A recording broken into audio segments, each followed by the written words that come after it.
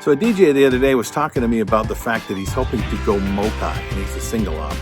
And he's got staff that he's hiring and training, but because they have very little experience, even though they know what they're doing, and he wouldn't send them out if they didn't, he feels like he should be charging less for them and more for himself. And then how does he kind of justify that back and forth? Hi, I'm Bill. This is Creative License, and thanks for being a part of today's Dog and Pony Show, sponsored once again by Disc Jockey News, DJ Event Planner, Perfect Portals, promo only, and of course, the entertainment experience. I said Electro Voice, didn't I? Well, Electro Voice, I love those guys. So, how do you do that? Because he was worried, like, what are they going to think? That I'm sending them someone subpar to do the job? They'd like to hire my company, but they heard how great I was, and then they come and then I give them someone that I have cultivated to represent me and my company. So I should probably not charge as much for that guy. But how do I do that? I mean, I still want to DJ. I still want to do a lot of work. And if they are always hiring the cheaper guy, how am I going to get? They're going back and forth and going back and forth. And it's not like I haven't heard this before, right? It came down to, how do I communicate that what they're buying is my company? Well, the company that this is my opinion. Once you go from a single op to a multi-op, then what you're creating is a reputation for the company. Not for you, for the company. Your reputation can get behind the company. But the company's new. The company doesn't have as much experience as you. Unless, of course, you're going to have a company name and you're the only employee and you're the one going out all the time and no one else. But usually if you have a company name and they start looking to the company and you start getting a good reputation and you don't want to give up an extra gig on a Saturday, wouldn't it be nice to have another person? Yeah, it really would. It really would. So this is what I suggested as a way to communicate this.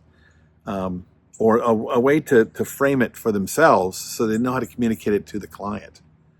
I said, well, you're building a company and people know the reputation of the name of the company, even though they know that you're the owner. But if your reputation is in the name of the company you have now, then you have to take yourself out of, you need to take yourself out of the idea that you're one of the employees.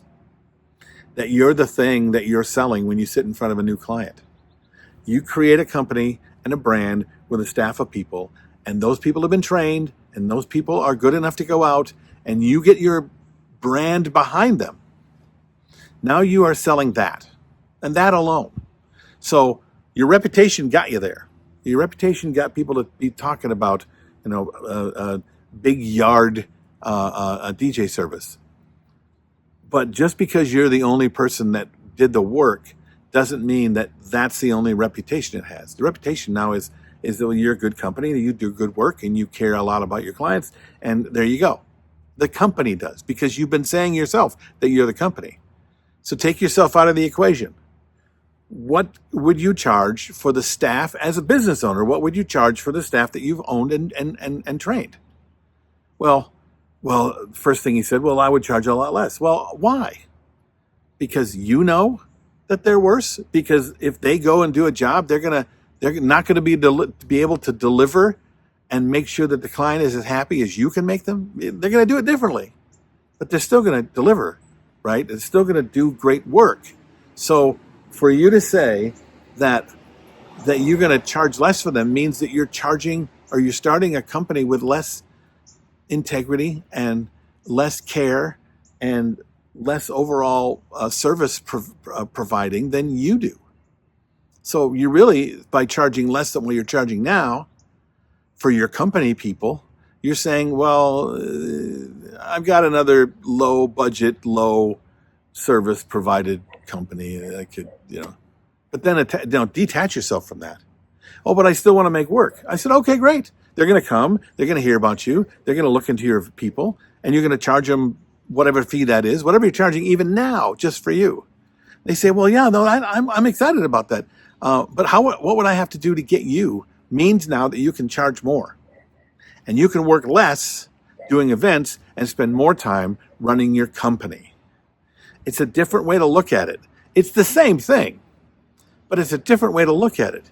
You cannot wrap your name around your brand, or the only thing you can ever sell is you. You have a brand, you got people, it's a product. Faceless product until, of course, they decide that they want to meet those people. And they have nothing to compare it to because all they heard was that your company is great. What do you think of this? It's a different way to look at it. It's the same thing, but I think will get you to understand that running something for just you and running something that has a name to it are really two different ways to communicate. What do you think? Write your comments below. Subscribe and share and smash the button. All you can do. I'm Bill. This is Creative License, and I will see you next week.